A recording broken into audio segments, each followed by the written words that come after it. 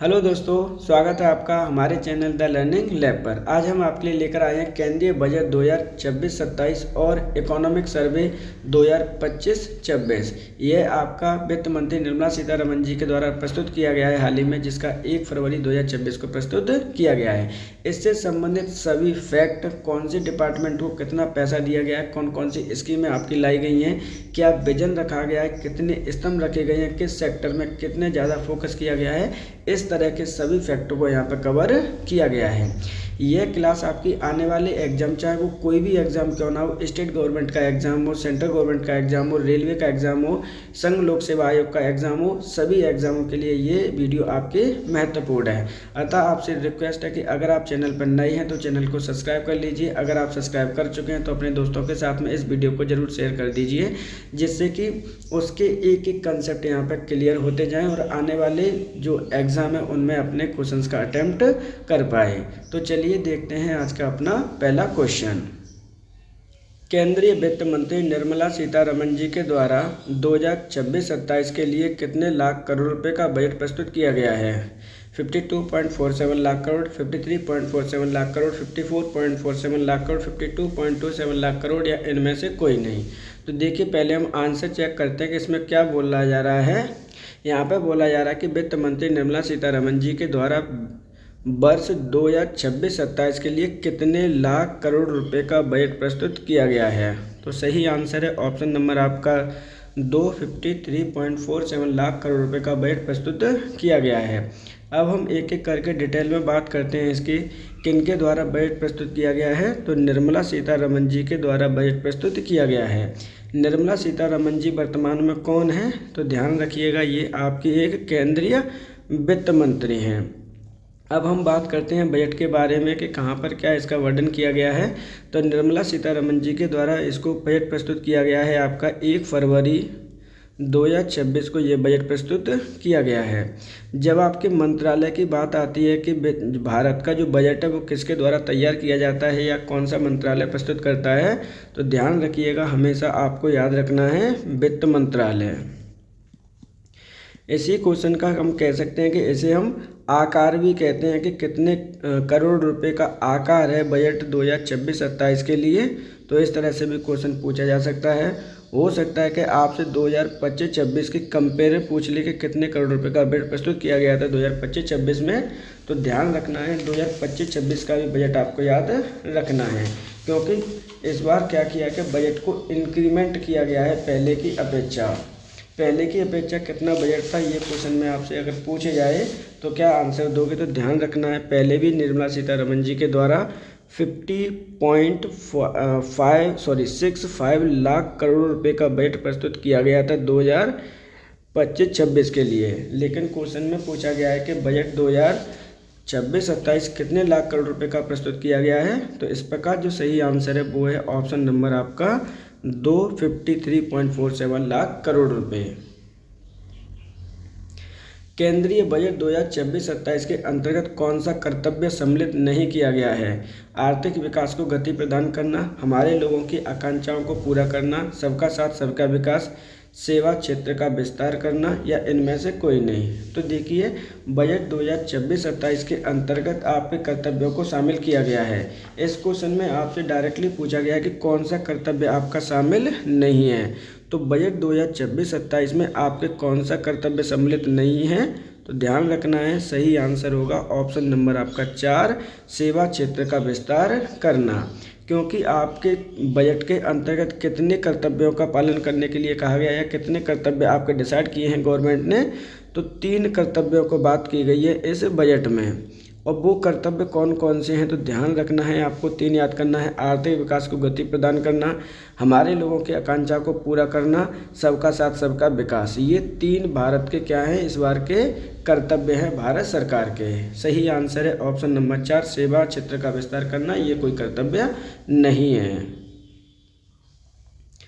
केंद्रीय वित्त मंत्री निर्मला सीतारमण जी के द्वारा केंद्रीय बजट 2026-27 के अंतर्गत कितने स्तंभों में बजट को विभाजित किया गया है? 4, 5, 6, 7, इनमें से कोई नहीं। तो देखिए यहाँ पर किसकी बात की जा रही है, यहाँ पर आपसे बात की जा रही है कि निर्मला सीतारमण जी के द्वारा, जो कि आपके कौन है, केंद्रीय वित्त मंत्री हैं आपके, इनके द्वारा जो केंद्रीय बजट है 26-27 कितने स्तंभों में विभाजित किया गया है। हो सकता है कि जो पेपर है आपका उसमें स्तंभ की जगह पर एक शब्द आ जाए पिलर्स, कि कितने पिलर्स में डिवाइड किया गया है बजट को। तो सही आंसर है ऑप्शन नंबर आपका 3, 6 स्तंभ या पिलर में डिवाइड किया गया है बजट 2026-27 को। केंद्रीय बजट 2026-27 के अंतर्गत निम्नलिखित में से कौन सा स्तंभ सम्मिलित नहीं है। तो देखिए पहले हमने क्वेश्चन में देखा था कि कितने स्तंभों को विभाजित किया गया है। इस क्वेश्चन में आपसे पूछा जा रहा है कि जो केंद्रीय बजट 26-27 है उसके अंतर्गत कौन सा स्तंभ सम्मिलित नहीं है। तो देखिए एक एक करके हम बात करते हैं। यहाँ पे आर्थिक वृद्धि बनाए रखना, विकास की बुनियाद को मजबूत करना, जन केंद्रित विकास करना, विश्वास आधारित शासन करना, या इनमें से कोई नहीं। क्योंकि यहाँ पर कोई भी स्तंभ ऐसा नहीं है जो नहीं हो, इसका मतलब है ऑप्शन नंबर क्या सही होगा, ऑप्शन नंबर सही होगा आपका 5, इनमें से कोई नहीं। अब हम थोड़ी सी डिटेल में बात कर लेते हैं इस क्वेश्चन के बारे में। तो जो केंद्रीय बजट 26-27 है उसमें कितने स्तंभों की बात की गई है, टोटल 6 स्तंभों की बात की गई है, जिसके अंतर्गत हमें आर्थिक वृद्धि बनाए रखनी है, अपनी विकास बुनियाद को मजबूत करना है यानी इंफ्रास्ट्रक्चर पर काम करना है, जन केंद्रित विकास करना है यानी जो प्रत्येक व्यक्ति का साथ ही साथ में विकास हो, विश्वास आधारित शासन करना है यानी सरकार पर लोगों का विश्वास बना रहे, प्रशासनिक सुधार होते रहें। इनके साथ साथ आपके कौन से, देखिए 4 तो ये हो गए, 5वां कौन सा है स्तंभ और 6वां कौन सा है, उनको भी देख लीजिए क्योंकि वहाँ से भी आपके क्वेश्चन आ सकते हैं। तो वहाँ पर आपका 5वें नंबर का है आपका व्यापार सुगमता और जीवन सुगमता, ये आपका क्या है 5वां है। वहीं बात करते हैं 6वें की, तो राजकोषीय मामला है आपका, क्या है कि जो भी राजकोषीय मामले हैं उनको हमें ध्यान में रखते हुए अपनी रणनीतियाँ बनानी हैं। तो इस प्रकार से जो केंद्रीय बजट 26-27 है उसके अंतर्गत टोटल 6 स्तंभ हैं, जिनमें से आपके क्वेश्चन पूछा गया था कौन सा सम्मिलित नहीं है। तो सही आंसर है ऑप्शन नंबर 5, इनमें से कोई नहीं। बायो फार्मा शक्ति योजना के संदर्भ में कौन सा कथन गलत है। आज के जो केंद्रीय बजट है आपका सबसे इम्पोर्टेंट, अगर मुझसे कोई क्वेश्चन पूछेगा तो यही क्वेश्चन है आपका, बायो फार्मा शक्ति योजना। ये योजना सेंट्रल सरकार के द्वारा आपकी इस बार लॉन्च की गई है, इसलिए ये सबसे ज़्यादा इम्पोर्टेंट है। चाहे कोई भी एग्ज़ाम क्यों ना हो, यहाँ से क्वेश्चन आपका बनेगा ही बनेगा, इसलिए हम थोड़े से इसके डिटेल की बात यहाँ पे करने वाले हैं। पहले हम देख लेते हैं क्वेश्चन में पूछा गया कि कौन सा कथन आपका गलत है। इसके अंतर्गत भारत को एक बायो फार्मा का मैन्युफैक्चरिंग हब बनाने का लक्ष्य रखा गया है। इसके अंतर्गत 10,000 करोड़ रुपए का इन्वेस्ट किया जाएगा। इसकी समय सीमा 5 वर्ष रखी गई है। इसके अंतर्गत 1000 aggregated India clinic trials site का निर्माण किया जाएगा, या इनमें से कोई नहीं। तो यहाँ पर देखिए जो आंसर है वो है ऑप्शन नंबर 5, क्योंकि इनमें से कोई भी स्टेटमेंट आपका गलत नहीं है। अब हम बात करते हैं इसकी थोड़ी सी और डिटेल में। इसके अंतर्गत भारत को क्या किया जाएगा, इसके अंतर्गत भारत को एक बायो फार्मा, क्या है कि जो आपकी मेडिकल है उसका मैन्युफैक्चरिंग हब बनाया जाएगा। अर्थात जो मेडिसिन्स हैं उनकी मैन्युफैक्चरिंग करने के लिए आपका क्या बनाएगा, भारत को एक मैन्युफैक्चरिंग हब बनाने की कोशिश की जाएगी। इसके अंतर्गत कितने रुपए इन्वेस्ट किए जाएंगे, तो इसके अंतर्गत आपके इन्वेस्ट किए जाएंगे 10,000 करोड़ रुपए। ये चीज़ आपको याद रखनी है। समय सीमा को भी याद रखना है, 5 वर्ष रखी गई है। इसके अंतर्गत जो आपके ट्रायल्स हैं 1000 aggregated India clinic trial site का भी निर्माण किया जाएगा। इस तरह से आपकी चीज़ें इम्पोर्टेंट है, ध्यान रखना है। अब जो सबसे इम्पोर्टेंट चीज़ है वो देख लीजिए इसके अंतर्गत। इसके अंतर्गत आपसे पूछ सकता है कि जो शक्ति है आपकी उसकी फुल फॉर्म क्या है, तो SHAKTI यानी जो बायो फार्मा शक्ति है, शक्ति की फुल फॉर्म क्या है, क्योंकि क्वेश्चन आपका पूछा ही जाएगा, ध्यान रखिएगा। किस तरह से भी पूछ सकता है। तो यहाँ की देखिए फुल फॉर्म देखनी है, स्ट्रेटजी फॉर हेल्थ केयर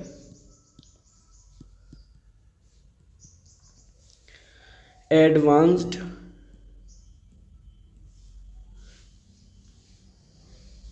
यहाँ पे लिख दे रहा हूँ मैं, एडवांस थ्रू नॉलेज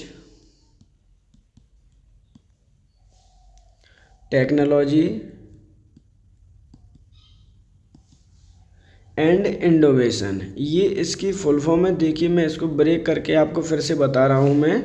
यहाँ पर हम बात करते हैं, देखिए एस का मतलब यहाँ पे क्या है, स्ट्रेटजी है। एच का मतलब हेल्थ केयर है। ए का मतलब एडवांस्ड, और के का मतलब आपका नॉलेज हो गया। टी का मतलब टेक्नोलॉजी, और आई का मतलब हो गया आपका इनोवेशन।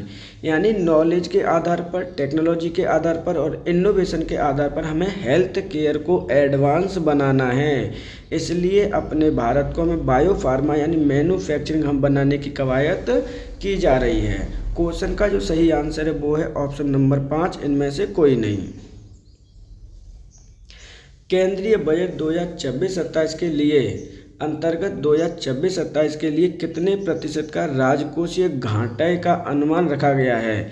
यहाँ पे कांटा शब्द नहीं है, राजकोषीय घाटा है। तो देखिए ये क्वेश्चन मोस्ट इम्पोर्टेंट है। इससे UPPSC, UP triple S C, कोई भी एग्ज़ाम क्यों ना हो, चाहे वो रेलवे का हो, चाहे किसी भी तरह का एग्ज़ाम क्यों ना हो, राजकोषीय घाटे से आप पे क्वेश्चन पूछे जाते हैं। केंद्रीय बजट 2026-27 के अंतर्गत वित्त वर्ष 26-27 के लिए आपके केंद्र सरकार के द्वारा कितने प्रतिशत का राजकोषीय घाटे का अनुमान रखा गया है। 4.3%, 1.5%, 3%, 0.30% या इनमें से कोई नहीं। तो पहले हम इसका आंसर जान लेते हैं, उसके बाद इसकी डिटेल की बात करेंगे।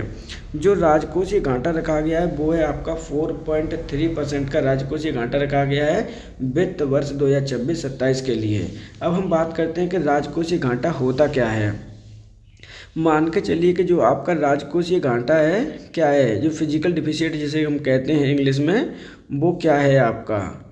तो ध्यान रखना है, यानी जो आपका व्यय है, क्या है आपका व्यय है, उसमें से आप अपनी इनकम को माइनस कर दीजिए। क्या कर देंगे, इनकम माइनस कर देंगे, प्लस जो माइनस करनी है आपको, जो आप इंटरेस्ट लेते हैं उसको भी माइनस कर देंगे। जो उसके बाद जो घाटा आएगा वो होगा आपका राजकोषीय घाटा।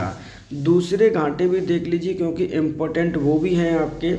1.5% का रखा गया है आपका राजस्व घाटा। क्या रखा गया है, राजस्व घाटे का लक्ष्य रखा गया है आपका। वहीं 3% का रखा गया है आपका प्राथमिक घाटा, और 0.03% का रखा गया है आपका प्रभावी राजस्व घाटा। ये चीज़ें आपको याद रखनी है, इम्पोर्टेंट है, यहाँ से क्वेश्चन आपके बनेगा ही बनेगा, ये चीज़ आप ध्यान रखिएगा। तो क्वेश्चन का जो सही आंसर है वो होगा ऑप्शन नंबर आपका 1, 4.3% राजकोषीय घाटा रखा गया है वित्त वर्ष 2026-27 के लिए। केंद्रीय बजट 2026-27 के लिए सबसे अधिक रुपया कहाँ खर्च किया जाएगा। अब देखिए आप सभी को पता है कि बजट होता क्या है। हम यहाँ पे मान के चलते हैं क्या है, केंद्रीय बजट 2026-27 में सबसे अधिक केंद्र सरकार अपना पैसा किस में खर्च करेगी। पेंशन में, केंद्र प्रायोजित योजनाओं में, केंद्र और राज्यों को शेयरिंग में, ब्याज में, या इनमें से कोई नहीं। तो कुल मिला के यहाँ पे क्या बोला गया है कि केंद्र सरकार 2026-27 में आपका रुपया कहाँ पे खर्च करेगी सबसे अधिक। ये यहाँ पे चेंज कर लीजिएगा थोड़ा सा, यहाँ पे कहाँ पे खर्च करेगी। तो एक एक करके हम देख लेते हैं। पहले इनका परसेंटेज, पेंशन में जो खर्च करने वाली है गवर्नमेंट अपनी, वो कितना रुपया कहाँ पे खर्च करने वाली है। तो पेंशन में मात्र आपको 2% खर्च करने वाली है। वहीं केंद्र प्रायोजित योजनाओं में आपकी 17% पैसा खर्च करने वाली है। केंद्र और राज्यों का जो शेयर होता है उसमें 22% आपका शेयर करेगी बजट का। ब्याज कितना देने वाली है, तो 20% का आपका ब्याज देने वाली है, जो कि गवर्नमेंट अपना खर्चा लेती है, किसी भी दूसरे देश से लोन लेती है, बैंक से लेती है, IMF से लेती है, उन सब में ब्याज में 20% पैसा देने वाली है। अब हम यहाँ पे आंसर की बात करते हैं, तो इसका मतलब हुआ सर कि केंद्र और राज्यों को सबसे ज़्यादा पैसा क्या होगा, डिस्ट्रीब्यूटेड होगा केंद्र सरकार के द्वारा। तो सही आंसर क्या है, सही आंसर है ऑप्शन नंबर आपका यहाँ पे 3, केंद्र और राज्यों की शेयरिंग में सबसे अधिक पैसा खर्च करने वाली है केंद्र सरकार। कितना बजट का 22%। केंद्रीय बजट 26-27 के अंतर्गत सबसे अधिक राजस्व प्राप्ति किससे होगी। देखिए वहाँ पर क्वेश्चन आपसे बोला गया कि सबसे अधिक पैसा खर्च कहाँ किया जाएगा। यहाँ पर आपसे बोला जा रहा है कि सबसे अधिक राजस्व प्राप्ति यानी जो केंद्र सरकार की है प्राप्ति कहाँ से होगी, इनकम कहाँ से होगी। सीधा सीधा सा बोला गया है कि इनकम आपकी किस क्षेत्र से सबसे ज़्यादा होने वाली है, सेंट्रल गवर्नमेंट की। Corporate tax, income tax, GST एवं other tax, union excise duty tax या इनमें से कोई नहीं। एक एक करके हम बात कर लेते हैं। देखिए जो कॉर्पोरेट टैक्स है वो उससे हमें कितना परसेंट प्राप्त होने वाला है, 18% प्राप्त होने वाला है। वहीं इनकम टैक्स से हमें 21% शेयर मतलब पैसा प्राप्त होने वाला है। जीएसटी और अदर टैक्स से हमें प्राप्त होने वाला है मात्र 15%। यूनियन एक्साइज ड्यूटी टैक्स से हमें कितना प्राप्त होने वाला है, तो यहाँ से हमें प्राप्त होने वाला है कितना परसेंट, 6%। तो सबसे अधिक राजस्व की प्राप्ति किससे होने वाली है, यहाँ पे जो सही आंसर है वो होगा ऑप्शन नंबर 5, इनमें से कोई नहीं। क्योंकि सबसे अधिक जो हमें प्राप्ति होने वाली है वो होगी किससे, हम जो पैसा उधार लेते हैं यानी बोरोइंग करेंगे उससे होगी, प्लस जो आपकी इसके अंतर्गत लायबिलिटीज़ होती हैं उनसे हमें प्राप्त होने वाली है। ये चीज़ आपको याद रखनी है। कितने परसेंट प्राप्त होने वाली है यहाँ से इनकम, तो हमें 24% यहाँ से प्राप्त होने वाली है। जबकि corporate tax 18%, income tax 21%, GST tax और 15%, यूनियन टैक्स आपका 6%। तो जो आंसर सही होना चाहिए था ऑप्शन में वो होना चाहिए था आपका बोरोइंग और लायबिलिटीज़ 24%, यानी जो उधार है और देयता जिसे कहते हैं हिंदी में, याद कर लीजिएगा, उनसे हमें प्राप्ति होगी 24% की। तो सही आंसर क्या है, ऑप्शन नंबर 5।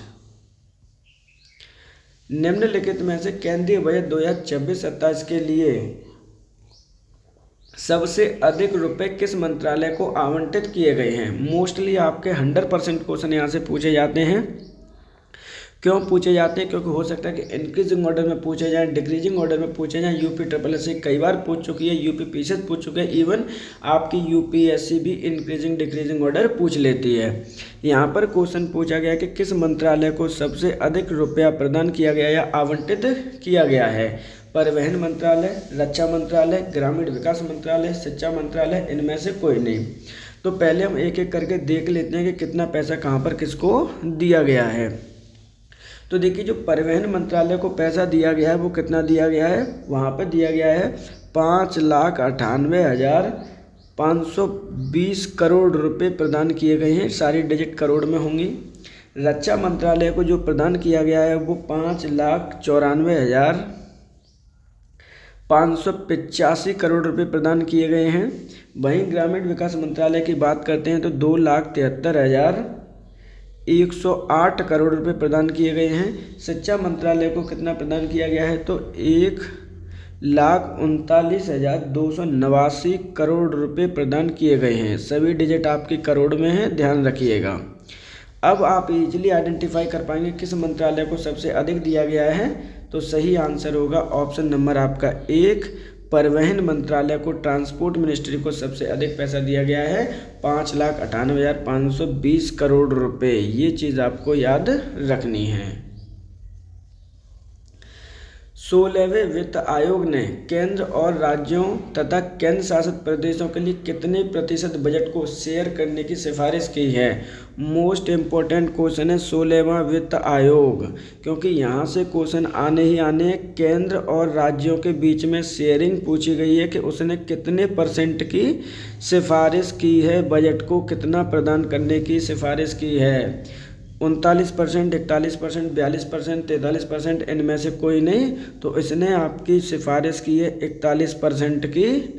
तो ये सही आंसर है ऑप्शन नंबर 2। और जो सिफारिश की गई है केंद्र सरकार ने क्या कर लिया, उस सिफारिश को एक्सेप्ट कर लिया कि चलो ठीक है हम 41% शेयर करेंगे राज्य और केंद्र शासित प्रदेशों के बीच में। अब हम बात करते हैं, देखिए इसमें इम्पोर्टेंट है आपका कि जो आपका 16वां वित्त आयोग है, फाइनेंस कमीशन है, इसने सिफारिशें कब से कब तक के लिए आपकी दी हैं। क्योंकि 16वें कमीशन आपका गठित हुआ है, आपका लास्ट ईयर, कब तक इसकी सिफारिशें होंगी, तो इसकी जो सिफारिशें 2026-27 से लेकर 2031 तक इसकी सिफारिशें मेंशन की जाएंगी, यानी आने वाले 5 वर्ष के लिए इसका कार्यकाल भी आपको याद रखना है। वहीं अगर हम बात करते हैं कि सर इसने वित्त अनुदान की कितने की बात की है, शेयर की तो आपने बता दिया, तो वित्त अनुदान की बात की गई है 1.4 लाख करोड़ रुपए का। ये चीज़ भी आपको याद रखनी है, इम्पोर्टेंट है, ध्यान रखिएगा। सही आंसर होगा यहाँ पे कितना, तो जो सही आंसर है वो है ऑप्शन नंबर आपका 2। केंद्रीय बजट 2026-27 के अंतर्गत किस शहर से किस शहर तक एक डेडिकेटेड फ्रेट कॉरिडोर बनाने की घोषणा की है? वाराणसी से दिल्ली, धानकुनी से सूरत, दिल्ली से मुंबई, गांधीनगर से चेन्नई, या इनमें से कोई नहीं। ये क्वेश्चन 100% आना ही आना है, ध्यान रखिएगा, क्योंकि यूपी पीसीएस फैक्ट भी पूछती है, कंसेप्ट भी पूछती है, तो एक एक करके हम चीज़ों को यहाँ पे डिसाइड करते हैं। केंद्रीय बजट 26-27 के अंतर्गत किस शहर से किस शहर तक एक डेडिकेटेड फ्रेट कॉरिडोर बनाने की घोषणा की गई है? तो सही आंसर है ऑप्शन नंबर आपका 2, दनकुनी से लेकर सूरत तक। अब इसका एक्सप्लेनेशन देख लेते हैं कि दनकुनी है कहाँ पर। तो दनकुनी आपका कहाँ पर है? वेस्ट बंगाल में है। कहाँ पर है ये? तो ये वेस्ट बंगाल में है। ये चीज़ आपको याद रखनी है, इम्पोर्टेंट क्वेश्चन है, यहाँ से आपके आएंगे ही आएंगे। तो वेस्ट बंगाल से कहाँ तक है? गुजरात तक। मतलब क्या हुआ इस बात का, ये कॉरिडोर बनने वाला है वो ईस्ट टू वेस्ट बनने वाला है। तो इस पर का सही आंसर है ऑप्शन नंबर 2। केंद्रीय बजट 26-27 के अंतर्गत कितने नए नेशनल वाटरवेज बनाने की घोषणा की गई है? 20, 21, 22, 23, इनमें से कोई नहीं। तो देखिए इस तरह के क्वेश्चन 100% आने ही आने हैं। केंद्रीय बजट 2026-27 के अंतर्गत कितने नए नेशनल वाटरवेज, आपको पता है कि वाटरवेज क्या होते हैं? तो देखिए जो आपके नदियों के पानी का यूज करते हैं ट्रांसपोर्ट के लिए, उन्हें हम दर्जा देते हैं वाटरवेज का। तो यहीं पे यही पूछा गया कि कितने नए वाटरवेज की घोषणा की गई है? तो सही आंसर होगा यहाँ पे ऑप्शन नंबर 1, 20 नए वाटरवेज बनाने की घोषणा की गई है। अगर आपसे पूछता है कि पहला वाटरवेज कौन सा है, तो ध्यान रखिएगा NW1 कहाँ से कहाँ तक है? तो NW1 आपका वाराणसी से लेकर हल्दिया तक है, और यही आपका पहला है। ये चीज़ आपको याद रखनी है। इसी प्रकार के ट्रांसपोर्ट के लिए सुगम बनाने के लिए 20 नए वाटरवेज की स्थापना करने की घोषणा की गई है बजट 2026-27 में। सही आंसर है ऑप्शन नंबर 1। साक्षी स्कीम किस मंत्रालय के द्वारा प्रारंभ करने की घोषणा की गई है? सबसे सेकंड मोस्ट इम्पोर्टेंट क्वेश्चन आपका ये है, साक्षी स्कीम किस मंत्रालय के द्वारा प्रारंभ करने की घोषणा की गई है? गृह मंत्रालय, रक्षा मंत्रालय, पर्यटन मंत्रालय, शिक्षा मंत्रालय, इनमें से कोई नहीं। तो जो सही आंसर है वो है ऑप्शन नंबर आपका 3, पर्यटन मंत्रालय के द्वारा इसकी घोषणा की गई है। ध्यान रखिएगा, सेकंड मोस्ट इम्पोर्टेंट क्वेश्चन है आपके बजट 2026-27 का। अब इसके अंतर्गत क्या किया जाएगा, देखिए क्या इसका उद्देश्य है, बजट पैसा कितना दिया गया बाद में बता देंगे हम आपको। यहाँ पे जो एम रखा गया है वो रखा गया है कि हमें इनक्रीज करना है। अब इनक्रीज क्या करना है? तो हमें इनक्रीज करना है टूरिज्म, मतलब पर्यटन को बढ़ावा देना ही हमारा उद्देश्य है। इसके लिए क्या करेगा? इसके लिए जो सेंटर सरकार है, क्या है आपकी, जो सेंट्रल गवर्नमेंट है वो आपको पैसा देगी। किन्हें पैसा देगी? तो ये देगी स्टेट गवर्नमेंट को पैसा। अब स्टेट गवर्नमेंट को पैसा क्यों देगी? इससे कहेगी कि आप अपने यहाँ पे जो टूरिज्म है उसे इनक्रीज़ करिए। क्या करिए? इनक्रीज़ करिए टूरिज़्म को, और जो टूरिस्ट प्लेसेस आपके टूरिज़्म प्लेसेस हैं उनको डेवलप करना है। उनको क्या करना है? डेवलप करना है, जिससे कि लोग वहाँ पर आ सकें। तो ये इसका मोटिव है इस स्कीम का, ध्यान रखना है। यहाँ पर क्या है कि इंक्रीज टूरिज्म को करना है। सेंटर सरकार आपके पैसा देगी राज्यों को। साक्षी स्कीम योजना के अंतर्गत पर्यटन मंत्रालय के द्वारा ये प्रारंभ की गई है। सही आंसर है ऑप्शन नंबर आपका यहाँ पे 3। केंद्रीय बजट 2024-27 के अंतर्गत सिक्योरिटी ट्रांजैक्शन टैक्स को 0.02% से कितने प्रतिशत कर दिया गया है? मोस्ट प्रोबेबली आने के चांस हैं इसके क्वेश्चन के। क्यों आने के चांस है? देखिए, आप सभी कहीं ना कहीं शेयर मार्केट से ज़रूर जुड़े हुए हैं, क्योंकि शेयर मार्केट जैसे जैसे बजट ये आ रहा था, ये इन्फॉर्मेशन आई थी, वैसे ही आपका शेयर मार्केट पूरा का पूरा जो N50 है, आपका निफ्टी 50 है, चाहे वो BSE है, आपका बॉम्बे स्टॉक एक्सचेंज है, वो सब के सब धड़ाम से कल क्या हो गए हैं? गिर गए हैं। सिक्योरिटी ट्रांजैक्शन टैक्स कितने परसेंट से कितने परसेंट कर दिया गया है? ये क्वेश्चन पूछा गया है। 0.02% से कितना परसेंट कर दिया गया है? तो सही आंसर है ऑप्शन नंबर यहाँ पर 0.02%, 0.05%, 0.01%, 1%, इनमें से कोई नहीं। तो सही आंसर है ऑप्शन नंबर आपका 2। इसे इंक्रीज कर दिया गया है। क्या इंक्रीज कर दिया गया है? तो ये 0.02% से लेकर इसको इंक्रीज कर दिया गया है 0.05% में। मात्र इतनी बढ़ोतरी करने में ही आपका जो SST है, जिसे हम क्या कहते हैं? STT कहते हैं, सिक्योरिटी ट्रांजैक्शन टैक्स जिसे हम कहते हैं, शेयर मार्केट से ये शब्द संबंधित है। ये चीज़ आपको याद रखनी है, क्योंकि यहाँ से क्वेश्चन आपके बन सकते हैं। फुल फॉर्म आपकी पूछी जा सकती है, कितने रुपए बढ़ा दिए गए हैं, ये परसेंट आपकी इम्पोर्टेंट है, ध्यान रखिएगा। तो जो सही आंसर है वो क्या होगा? ऑप्शन नंबर आपका 2, 0.05%। केंद्रीय बजट 2024-27 के अंतर्गत शिक्षा मंत्रालय को कितने लाख करोड़ रुपए प्रदान किए गए हैं? ये क्वेश्चन आपका 100% आपका आ सकता है कि शिक्षा मंत्रालय ने शिक्षा को बढ़ावा देने के लिए कितने करोड़ रुपए आवंटित किए गए हैं बजट 2026-27 के अंतर्गत। 5,58,520 करोड़, 2,55,234 करोड़, 1,39,989 करोड़, 2,73,108 करोड़, या इनमें से कोई नहीं। तो जो सही आंसर है वो होगा ऑप्शन नंबर आपका 3, 1,39,989 करोड़ रुपए शिक्षा मंत्रालय को आवंटित किए गए हैं बजट 2026-27 के अंतर्गत। अब अदर ऑप्शन भी देख लीजिए, क्योंकि जो 5,58,520 करोड़ रुपए जो दिए गए हैं वो किसको दिए गए हैं? वो आपके परिवहन मंत्रालय को दिए गए हैं, उनको भी लर्न करना है आपको। 2,55,234 करोड़ किसे प्रदान किए गए हैं? ये आपके होम मिनिस्ट्री जिसे हम कहते हैं कि गृह मंत्रालय को दिए गए हैं इतना पैसा। वही बात करते हैं आपके 2,73,108 करोड़ रुपए किसे प्रदान किए गए हैं, क्योंकि यहाँ से भी क्वेश्चन पहले कई बार आपके पूछे जा चुके हैं। तो यहाँ पे ये किसी को प्रदान नहीं किए गए हैं, ध्यान रखिएगा।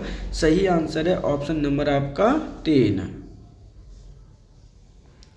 केंद्रीय बजट 2026-27 के अंतर्गत वित्त वर्ष 2026-27 के लिए कितने प्रतिशत का राजस्व घाटे का अनुमान लगाया है? देखिए, यहाँ पर पूछा गया है कि राजस्व घाटा, जबकि अदर क्वेश्चन में पूछा गया था आपका राजकोषीय घाटा। अब देखिए दोनों में अंतर क्या है, एक एक करके मैं यहाँ पे एक्सप्लेन करूँगा। पहले हम आंसर देख लेते हैं कि चीज़ें हैं क्या। 4.3%, 1.5%, 3%, 0.3%, या इनमें से कोई नहीं। तो जो राजस्व घाटा रखा है सरकार के द्वारा वो रखा गया 1.5% का। अब ये होता क्या है? तो देखिए, राजस्व घाटा आप डायरेक्ट निकाल लेते हैं। क्या करते हैं? डायरेक्ट आप निकाल लेते हैं। और राजस्व घाटा हमेशा यहाँ पे क्या करें, जैसे आपने व्यय किया कुछ भी और वहाँ से अपने क्या कर दिया, आय माइनस कर दी। अगर आपका नेगेटिव आंसर आ रहा है तो उसे हम क्या कहते हैं? राजस्व घाटा कहते हैं। ये चीज़ आपको याद रखनी है।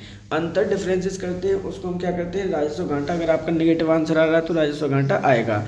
ये कितना देखा है? 1.5%। वहीं अगर हम प्राथमिक घाटा की बात करते हैं तो प्राथमिक घाटा क्या होता है? तो देखो कुछ नहीं है, दोनों में बेसिक अंतर है आपका। आपने व्यय किया पैसा और आपने आय पैसा किया, लेकिन इसमें से हम क्या करेंगे? जो हमने पैसा बोरो लिया है, क्या किया है? बोरो लिया है, और उस पर हमें इंटरेस्ट जो देते हैं, क्या देते हैं? इंटरेस्ट जो देते हैं, और अगर हम उसको हटा दें तो हमारा प्राथमिक घाटा आ जाएगा। प्राथमिक घाटा हमेशा परसेंटेज में ज़्यादा होता है राजस्व घाटे से, ये आप याद रखेंगे। सही आंसर है ऑप्शन नंबर यहाँ पे 2। केंद्रीय बजट 2026-27 के अंतर्गत किस क्षेत्र में बौद्ध सर्किट की स्थापना करने की घोषणा की गई है? पूर्वोत्तर क्षेत्र, उत्तरी क्षेत्र, उत्तर मध्य क्षेत्र, दक्षिणी क्षेत्र या इनमें से कोई नहीं। तो देखिए भगवान बुद्ध से संबंधित जितने भी आपके तीर्थ स्थल हैं वहाँ पर आपका एक बौद्ध सर्किट बनाने की घोषणा की गई है केंद्रीय बजट 2026-27 के अंतर्गत। अब ये किस क्षेत्र में बौद्ध सर्किट बनाने की स्थापना की गई है, ये क्वेश्चन आपसे पूछा गया है। तो सही आंसर है ऑप्शन नंबर आपका एक, पूर्वोत्तर क्षेत्र में एक बौद्ध सर्किट बनाने की घोषणा की गई है भारत सरकार के द्वारा केंद्रीय बजट 2026-27 में। केंद्रीय बजट 2026-27 के अंतर्गत कितने विशेष पर्यटन स्थलों में, यानी क्या पूछा गया, जो विशेष पर्यटन स्थलों में 10,000 गाइड को कौशल विकास के लिए प्रशिक्षण प्रदान किया जाएगा। अब देखिए यहाँ पे चीज़ें, दो फैक्ट आपके लिए इंपॉर्टेंट हो जाते हैं। क्वेश्चन में पूछा गया है केंद्रीय बजट 2026-27 के अंदर कितने विशेष पर्यटन स्थल। पहले हम पर्यटन स्थल का आंसर आइडेंटिफाई करते हैं, 10, 13, 15, 12 या फिर इनमें से कोई नहीं। तो सही आंसर है वो है ऑप्शन नंबर 4, 10 स्थलों को आपके इसमें चुना गया है। अब उन 10 स्थलों को चुना गया है, उनमें भी आपकी कंडीशन है कि उनके लिए हम कितने गाइडों को, 10,000 गाइडों को कौशल विकास का प्रशिक्षण प्रदान करेंगे। यानी यहाँ पे जो इम्पोर्टेंट है आपके लिए, ये डाटा इम्पोर्टेंट है, 10,000 गाइड प्लस 10 पर्यटन स्थल। तो सही आंसर होगा ऑप्शन नंबर 4। शिक्षा क्षेत्र को बढ़ावा देने के लिए केंद्रीय बजट 2026-27 के अंतर्गत कितने विश्वविद्यालय टाउनशिप का विकास किया गया है या फिर किया जाएगा। 4, 5, 6, 7 इनमें से कोई नहीं। तो देखिए यहाँ पे क्या बोला गया, केंद्रीय बजट 26-27 के अंतर्गत कितने विश्वविद्यालय टाउनशिप का विकास करना है, ये क्वेश्चन आपका पूछा गया है, इम्पोर्टेंट क्वेश्चन है। सही आंसर है ऑप्शन नंबर आपका 2, 5 नए विश्वविद्यालय टाउनशिप का विकास किया जाएगा। उद्देश्य क्या होगा इसका, तो हमारा उद्देश्य शिक्षा के क्षेत्र को बढ़ावा देना, इंक्रीज एजुकेशन। ये चीज़ें फैक्ट, छोटे छोटे फैक्ट हैं जो आपके आएंगे ही आएंगे, ये चीज़ आपको ध्यान रखना है। अब इसके अंतर्गत क्या किया जाना है, ये भी चीज़ें इम्पोर्टेंट है, ध्यान रखिएगा। शिक्षा क्षेत्र की जब हम बात करते हैं तो आपको कुछ चीज़ें पता होना चाहिए। एजुकेशन डिपार्टमेंट की अगर बात हो रही है यहाँ पे, तो एजुकेशन के लिए क्या करना है कि जितनी भी आपके डिस्ट्रिक्ट है भारत के, क्या हैं आपके डिस्ट्रिक्ट हैं भारत के, जितने भी हैं टोटल जितने भी डिस्ट्रिक्ट हों अपने भारत में, उन सभी में एक महिला छात्रावास बनाया जाएगा। क्या बनाया जाएगा, महिला छात्रावास बनाया जाएगा। रीजन क्या है कि ऐसी बच्चियां जो स्टेम की पढ़ाई कर रही हैं, उच्च स्तरीय शिक्षा प्राप्त कर रही हैं। स्टेम से क्या मतलब हुआ आपका, साइंस है आपका, दूसरा आपका टेक्नोलॉजी है आपकी, तीसरी आपकी इंजीनियरिंग है और चौथा आपका मैनेजमेंट है। अगर इन सब में से कोई पढ़ाई कर रही है बच्ची, उनको रहने के लिए सुविधा प्रदान करने के लिए, सिक्योरिटी प्रदान करने के लिए प्रत्येक आपके डिस्ट्रिक्ट में एक महिला छात्रावास बनाया जाएगा, जिससे कि उनकी एजुकेशन पर ध्यान दिया जा सके। ये किसके लिए बात हो रही है, तो ये बात हो रही है आपकी गर्ल्स स्टूडेंट के लिए। ये चीज़ आपको फैक्ट याद रखने हैं, इम्पोर्टेंट फैक्टर है एजुकेशन सिस्टम के। तो सही आंसर है ऑप्शन नंबर आपका यहाँ पर 2। सेवा क्षेत्र को बढ़ावा देने के लिए कितने लाख बहु कौशल देखभाल कर्ताओं को प्रशिक्षण प्रदान किया जाएगा। 0.5 लाख, 1 लाख, 1.5 लाख, 2 लाख, इनमें से कोई नहीं। अब देखिए इस तरह के जब क्वेश्चन आपके आएंगे तो 100% चीज़ें आपको याद करनी पड़ेंगी कि एक एक पॉइंट आपको याद रहना चाहिए। अब हम यहाँ पे बात कर रहे हैं कौन से डिपार्टमेंट की बात की जा रही है। सेवा क्षेत्र को बढ़ावा देने के लिए कितने लाख मल्टी स्किल जो केयर टेकर हैं उनको प्रशिक्षण प्रदान किया जाना है। तो सही आंसर है ऑप्शन नंबर आपका 3, 1.5 लाख देखभाल कर्ताओं को प्रशिक्षण इसके अंतर्गत प्रदान किया जाएगा। अब इसके अंतर्गत और क्या क्या चीज़ें दी जाएंगी, क्या क्या करना है, इम्पोर्टेंट है, ध्यान रखना है, क्योंकि इन्हें ट्रेनिंग देना कंपलसरी है, जिससे कि वो अपने रोजगार को बढ़ावा दे सके। कौन से क्षेत्र में, तो सेवा के क्षेत्र में। सही आंसर है ऑप्शन नंबर आपका यहाँ पर 3। ट्रेड्स की फुल फॉर्म क्या है? मोस्ट इम्पोर्टेंट फैक्ट है आपका यहाँ पे नंबर 3 पर इम्पोर्टेंट क्वेश्चन में रख रहा हूँ, इसको आप डबल स्टार लगा लीजिए, यहाँ से क्वेश्चन 100% आपका बनेगा ही बनेगा। ट्रेड्स की फुल फॉर्म क्या है, ये क्वेश्चन आपसे पूछा गया है। यहाँ पर ट्रेड्स एक शब्द आया है आपके बजट 2026-27 में। Trade receivable discount system, trade receivable discounting system, tandem receivable discount system, trade resource discounting system, या इनमें से कोई नहीं। तो जो सही आंसर है वो है ऑप्शन नंबर आपका 2, ट्रेड रिसीवेबल डिस्काउंट सिस्टम इसकी फुल फॉर्म होती है। अब हम इसको दूसरे नाम से भी जानते हैं, इसको हम किस नाम से जानते हैं वो भी देख लीजिए। हम इसको अनदर नाम है जो आपका क्या है, उस नाम से आप इजीली इसको समझ पाएंगे कि जी एक्चुअली में है क्या। तो जो इसका नाम है वो है बिल डिस्काउंटिंग। क्या है? आपके जो बिल होंगे उसमें डिस्काउंट देने के लिए एक प्रणाली का यूज किया गया है। दूसरा इसका एक और नाम है इनवॉइस डिस्काउंटिंग। तो ये चीज़ आपको याद रखनी है, तीनों ही नाम इसके इम्पोर्टेंट है, चाहे कोई भी आप एग्ज़ाम क्यों नहीं दे रहे हो 2026 में, सब में ये क्वेश्चन 100% आना ही आना है। सही आंसर है ऑप्शन नंबर 2। केंद्रीय बजट 2026-27 के अंतर्गत कितने करोड़ रुपए के साथ आत्मनिर्भर भारत निधि की घोषणा की गई है? 1500 करोड़, 2000 करोड़, 2500 करोड़, 3000 करोड़, या इनमें से कोई नहीं। इम्पोर्टेंट क्या है वो देखिए। भारत को हमें आत्मनिर्भर बनाना है, उसके लिए आत्मनिर्भर भारत निधि की स्थापना की गई है। उसके लिए केंद्रीय बजट 26-27 में कितने करोड़ रुपए उसमें दिए गए हैं? तो सही आंसर होगा ऑप्शन नंबर यहाँ पर 2000 करोड़ रुपए उसके अंतर्गत हमने सेव किए हुए हैं आत्मनिर्भर भारत निधि के लिए। सही आंसर क्या है? ऑप्शन नंबर 2 होगा। किस क्षेत्र में ये काम करेगी ये भी याद कर लीजिए, क्योंकि ये MSME क्षेत्र में काम करेगी। तो सही आंसर होगा ऑप्शन नंबर 2। MSME क्षेत्र को एक चैंपियंस की तरह विकसित करने के लिए कितने करोड़ रुपए के साथ समर्पित SME विकास निधि बनाई जाएगी? 10,000 करोड़, 15,000 करोड़, 20,000 करोड़, 25,000 करोड़, इनमें से कोई नहीं। तो देखिए यहाँ पे क्या है, समर्पित SME विकास निधि बनाई जानी है और उसके कितने करोड़ रुपए इसमें रखे जाएंगे? तो पहले हम आंसर देख लेते हैं। सही आंसर है ऑप्शन नंबर 1, 10,000 करोड़ रुपए। इसका उद्देश्य क्या होगा? उद्देश्य होगा MSME क्षेत्र को बढ़ाना एक चैंपियंस की तरह। तो सही आंसर है इस प्रकार ऑप्शन नंबर 1। तो इस प्रकार जो सही आंसर होगा वो है ऑप्शन नंबर आपका 1, 10,000 करोड़ रुपए का एक क्या बनाया जाएगा?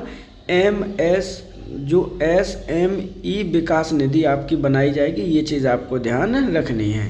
इसी का बढ़ावा देने के लिए एक निधि और बनाई जाएगी जिसका नाम है आत्मनिर्भर भारत निधि। ये चीज़ भी आपको याद रखनी है, क्योंकि क्वेश्चन तो आपका यहाँ से भी बनेगा। आत्मनिर्भर भारत निधि के लिए कितने रुपए दिए गए हैं लास्ट क्वेश्चन में हमने डिस्कस भी किया है। तो यहाँ पे सिर्फ 2,000 करोड़ रुपए हैं और यहाँ पे कितना है? 10,000 करोड़। सही आंसर है option number 1। National fibre scheme का संबंध है natural fibre, man made fibre, new age fibre, none of these, या all of these. Most important question है, 4 स्टार लगा दीजिए, क्योंकि ये तीसरी ऐसी योजना है जो आपकी घोषणा की गई है बजट 2026-27 में। नेशनल फाइबर स्कीम का संबंध है आपका 5वां ऑप्शन सही होगा, ऑल ऑफ दीज। इसके अंतर्गत नेचुरल फाइबर की बात की जाएगी बनाने की, मैन मेड फाइबर की बात की जाएगी, और जो न्यू एज जो फाइबर होता है यानी इंक्रीमेंट होता है बनने की तह पर होता है, उसकी भी इसके अंतर्गत बात की जाएगी। तो इस प्रकार जो सही आंसर है वो क्या है? ऑप्शन नंबर है आपका 5, all of these. Mahatma Gandhi Gram Swaraj पहल का संबंध किस क्षेत्र से? देखिए यहाँ पे इनिशिएटिव है ये आपकी, यहाँ पर बोला गया है कि महात्मा गांधी ग्राम स्वराज पहल का संबंध किस क्षेत्र से है। इसको भी आप 4 स्टार लगा लीजिए। जो केंद्र सरकार ने इसको भी अनाउंस किया है। शिक्षा क्षेत्र को बढ़ावा देना, खादी, हैंडलूम और हैंडीक्राफ्ट को बढ़ावा देना, ग्रामीण विकास को बढ़ावा देना, पर्यटन को बढ़ावा देना या इनमें से कोई नहीं। तो महात्मा गांधी जी ने हमेशा यही कहा है कि जो आपके ह्यूमन मेड है यानी खादी है, हैंडलूम है, हैंडीक्राफ्ट है, उस क्षेत्र को हमें बढ़ावा देना है जिससे कि आत्मनिर्भर भारत की ओर हम बढ़ सकें। तो सही आंसर क्या होगा? ऑप्शन नंबर 2 होगा। खादी है आपकी, हैंडलूम और हैंडीक्राफ्ट को बढ़ावा देना है। यहाँ पर आपके देखिए इसके नाम से भी आ सकता है कि महात्मा गांधी ग्राम स्वराज इनिशिएटिव के नाम से भी क्वेश्चन आ सकता है। तो ये चीज़ आपको याद रखनी है। शॉर्ट फॉर्म भी देख लीजिए इसकी क्या हो सकती है। शॉर्ट फॉर्म MMGSI के नाम से भी आपसे पूछ सकता है कि इसका संबंध किससे है। तो सही आंसर है ऑप्शन नंबर 2। चिकित्सा मूल्य पर्यटन को बढ़ावा देने के लिए कितने सेंटर्स स्थापित किए जाएंगे? 5, 4, 6, 7, इनमें से कोई नहीं। तो देखिए यहाँ पे क्वेश्चन क्या बोला गया है कि जो आपका चिकित्सा क्षेत्र है, मेडिकल डिपार्टमेंट है, उसको बढ़ावा देना है। और यहाँ पे क्या बोला गया है? चिकित्सा मूल्य पर्यटन। आपने देखा होगा कि जो आपका मेडिकल टूरिज्म है, क्या है? मेडिकल टूरिज्म है आपका, एक शब्द आता है जिस पर बहुत ज़्यादा गौर कर रही है आपकी भारत सरकार। मतलब जो आपके विदेशी पेशेंट हैं आपके भारत में आकर अपना इलाज करा सके, इसे हम क्या कहते हैं? मेडिकल टूरिज्म कहते हैं। इसको बढ़ावा देने के लिए कितने सेंटर्स स्थापित करने की घोषणा की गई है? तो सही आंसर है ऑप्शन नंबर आपका 2, 5 सेंटर्स स्थापित करने की घोषणा की गई है जिससे कि हम मेडिकल टूरिज्म है उसको बढ़ावा दे सकें, क्योंकि विदेशी लोग आएंगे, सस्ता इलाज कराएंगे, उससे क्या होगा कि पैसा भारत का आएगा। इसके साथ साथ और क्या क्या करना है, उत्तर प्रदेश जो भारत सरकार ने क्या क्या अनाउंसमेंट किया है इसके अंतर्गत वो भी देख लीजिए। तो इसके अंतर्गत आपके 15,000 माध्यमिक विद्यालय क्या हैं? आपके 15,000 माध्यमिक विद्यालयों में भी इसके बारे में पढ़ाया जाएगा, या फिर कह सकते हैं कि ये स्थापना इनकी की जानी है। प्लस 500 आपके महाविद्यालय में क्या है? आपके महाविद्यालय। अब इनके अंतर्गत क्या ओपन करने की बात कही गई है? तो इनके अंतर्गत बात की गई है ABGC कंटेंट क्रिएटर्स। ये चीज़ आपको यहाँ पे भी देखने को मिलेगी। तो सही आंसर क्या होगा? ऑप्शन नंबर आपका 2, 5 सेंटर्स बनाने की घोषणा की गई है जिससे कि मेडिकल टूरिज्म को बढ़ावा दे सकें। पुराने उद्योग समूह को पुनर्जीवित करने के लिए कितने उद्योग समूह की स्थापना की जाएगी? आपके 150, 200, 300, 400 या इनमें से कोई नहीं। इम्पोर्टेंट क्वेश्चन है आपका, यहाँ से भी क्वेश्चन आपका बनेगा ही बनेगा।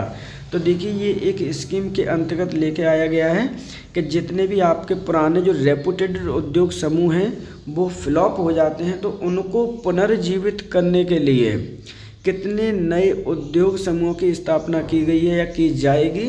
सही आंसर है ऑप्शन नंबर आपका 2, 200 ऐसे समूह बनाएंगे जिन्हें हम जो रेपुटेड उद्योग समूह हैं उनको हम पुनर्जीवित कर सकें। क्या कर सकें?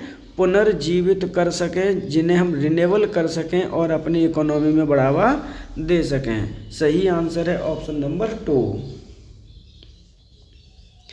घरेलू उत्पादन को बढ़ावा देने के लिए कितने समर्पित रासायनिक पार्क बनाने की घोषणा की गई है?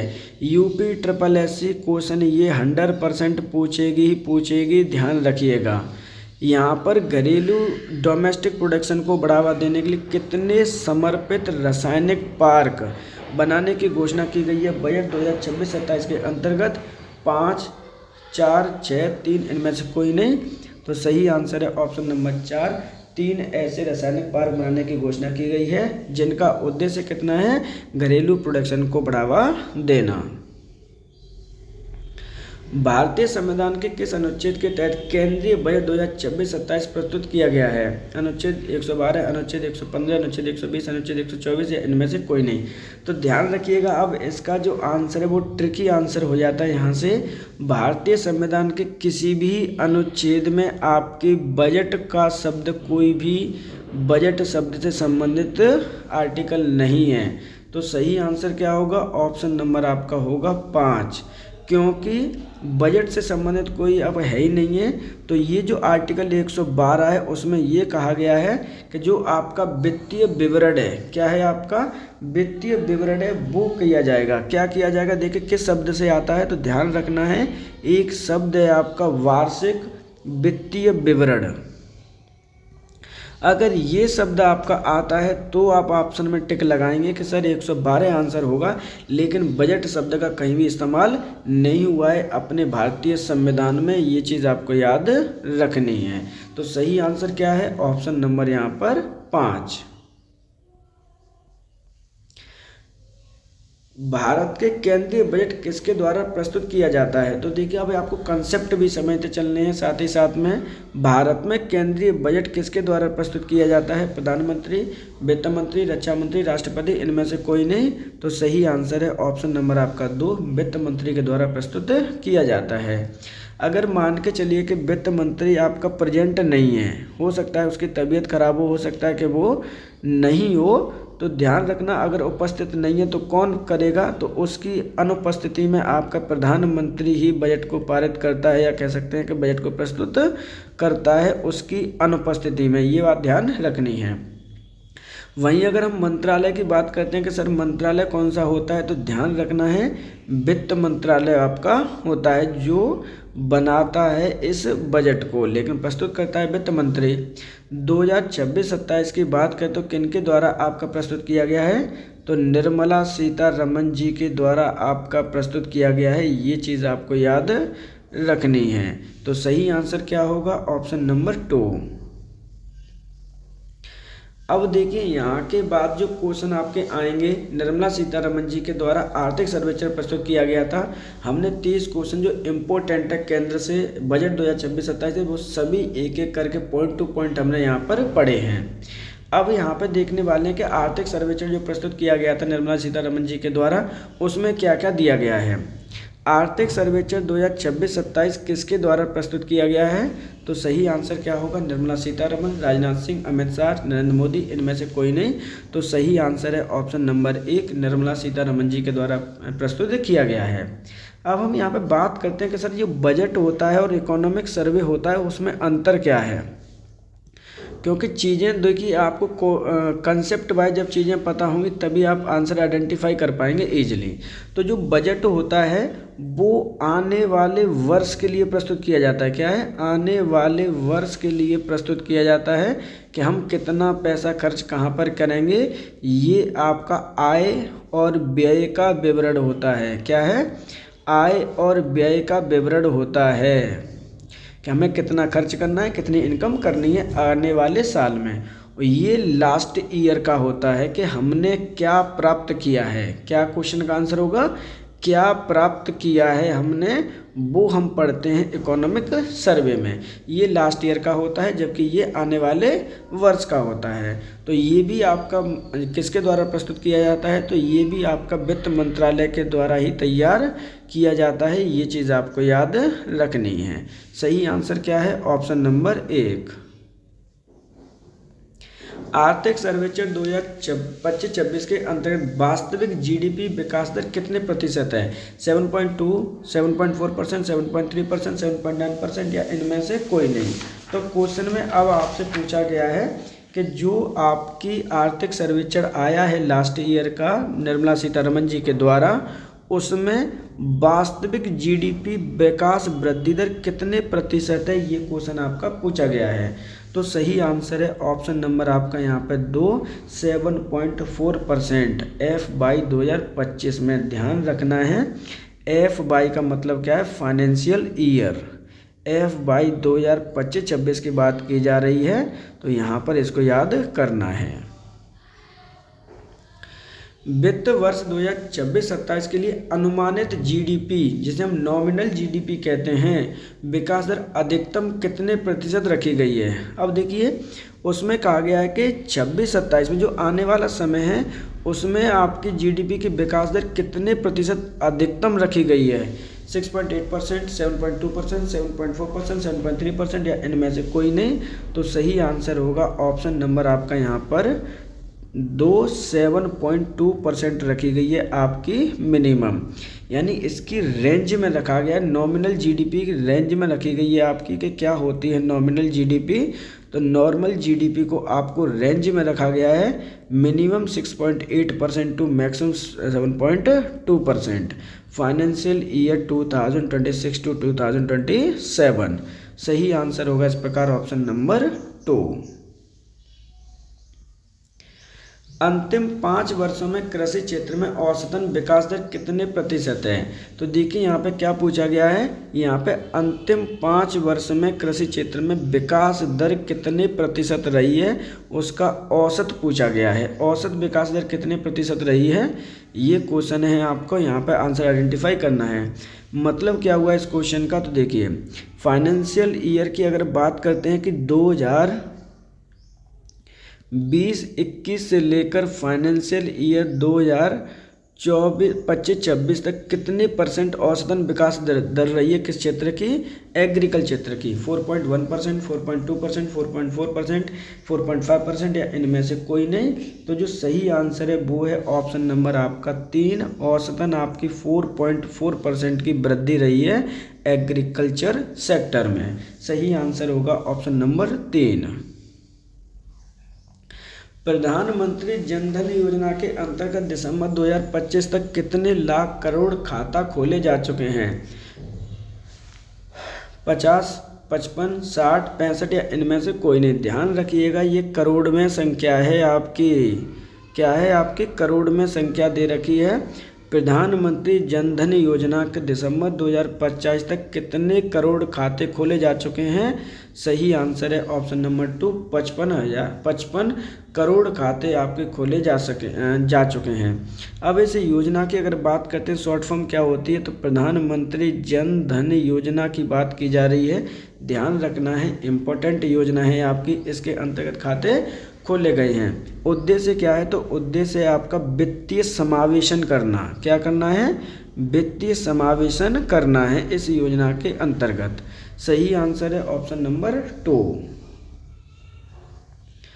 अप्रैल 2025 से दिसंबर 2025 तक कुल जीएसटी कर कितने लाख करोड़ रुपए एकत्रित आपका हुआ है। जो टैक्स आपका है जीएसटी कर की बात की जा रही है कि अप्रैल 2025 से दिसंबर 2025 यानी लास्ट के 9 महीने में कितने लाख करोड़ रुपए टैक्स एकत्रित किया गया है सेंट्रल सरकार के द्वारा। 17.4%, 18.4, 19.4, 20.4 या फिर इनमें से कोई नहीं।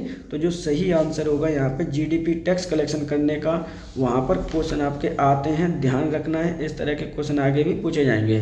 तो पहले हम आंसर देख लेते हैं। सही आंसर है ऑप्शन नंबर आपका 1, 7.4 लाख करोड़ रुपए का एकत्रित किया गया है जीएसटी के द्वारा। जब हम बात कर रहे हैं जीएसटी होता क्या है, तो ध्यान रखिएगा ये आपका एक इनडायरेक्ट टैक्स है। क्या है आपका, इनडायरेक्ट टैक्स है, जिसकी फुल फॉर्म होती है आपका गुड्स एंड सर्विस टैक्स। क्या है आपकी, गुड्स एंड सर्विस टैक्स इसकी फुल फॉर्म होगी। कब से लागू हुआ है, तो 1 जुलाई 2017 से ये लागू हुआ है। इस डेट को भी आप याद रख लेंगे। सही आंसर है ऑप्शन नंबर यहाँ पर 17.4 लाख करोड़ रुपए एकत्रित किए हैं जीएसटी के द्वारा। सही आंसर है यहाँ पे ऑप्शन नंबर 1।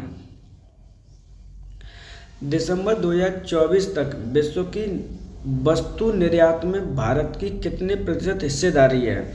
1.1%, 1.8%, 4.3%, 1.2% या इनमें से कोई नहीं। तो यहाँ पे क्या पूछ रहा है, दिसंबर 2024 तक विश्व के वस्तु निर्यात में भारत की कितने प्रतिशत की हिस्सेदारी है, ये क्वेश्चन पूछा गया है। सही आंसर है ऑप्शन नंबर आपका यहाँ पर 2, 1.8% की हिस्सेदारी है वर्ल्ड में भारत की।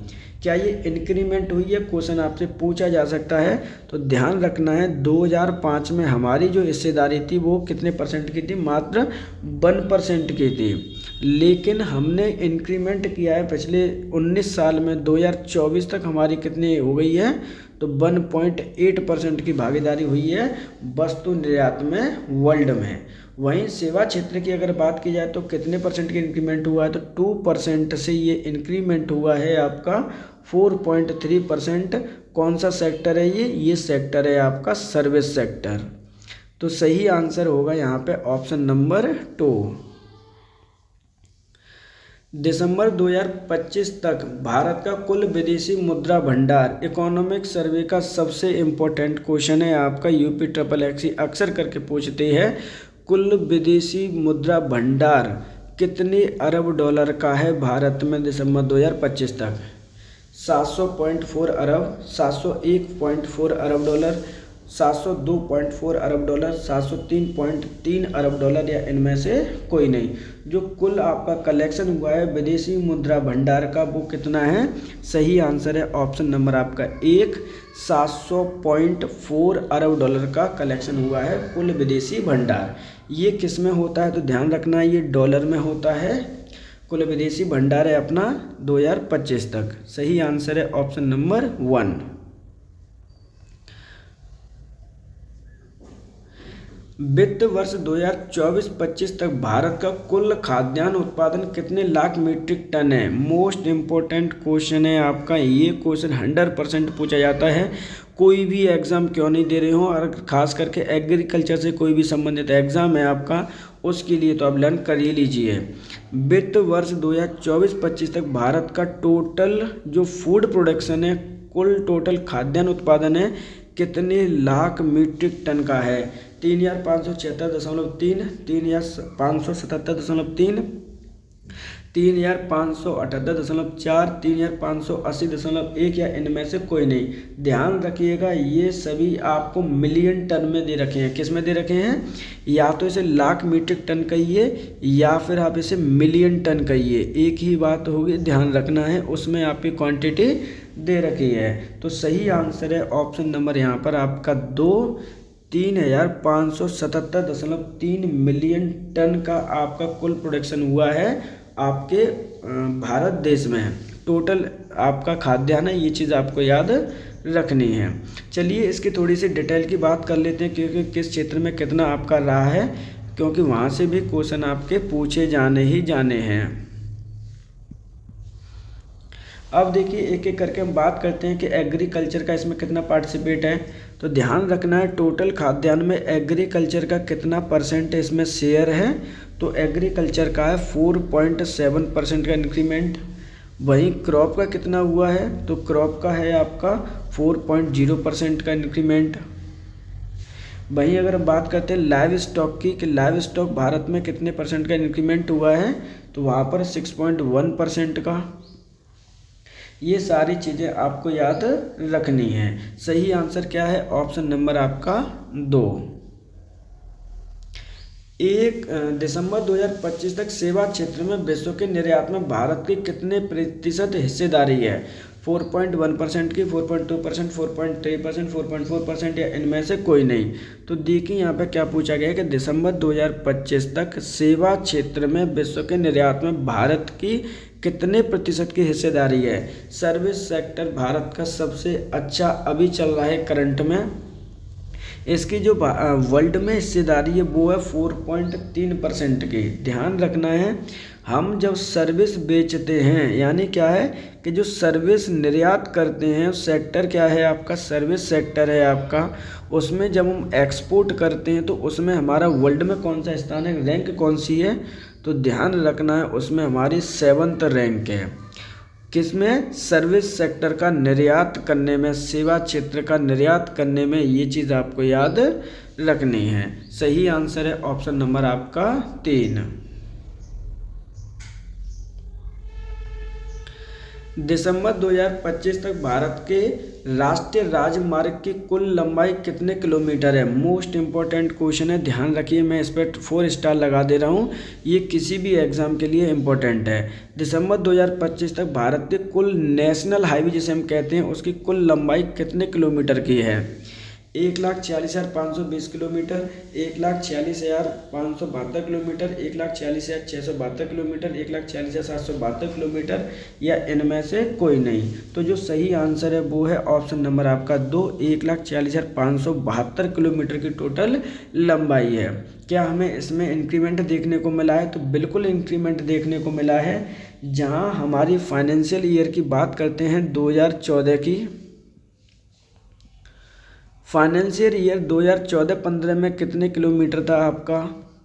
तो जब हम इसकी 2014-15 है आपका, इसके अंतर्गत जब हम देखते हैं तो कितने किलोमीटर था ये हमारा? मात्र 69,439 किलोमीटर। एक सेकंड, वेट, ये गलत हो गया।